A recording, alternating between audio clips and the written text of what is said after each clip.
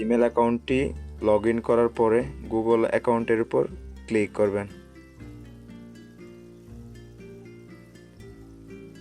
এরপরে সিকিউরিটির উপর ক্লিক করবেন।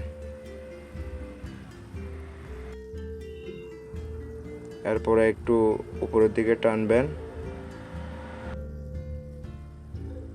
এরপরে রিকভারি ইমেলের উপর ক্লিক করবেন।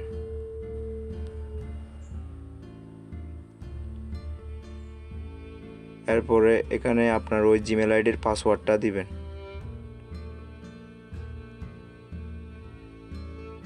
নেক্সট করবেন। এরপরে একটা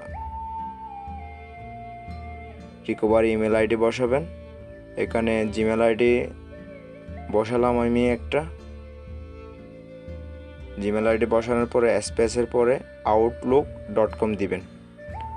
gmail.com দিবেন না, outlook.com হবে এখানে। ভেরিফাই এর উপর ক্লিক করবেন। ভেরিফাই এর উপর ক্লিক করুন। এরপরে আবার ক্যান্সেল করুন। আবার ক্যান্সেল করুন। এরপরে দেখুন একটা রিকভারি ইমেল আইডি বসে গেছে এখানে। আপনি যদি সফলভাবে একটা রিকভারি বসান তাহলে এখানে এরকম সবুজ চিহ্ন আসবে।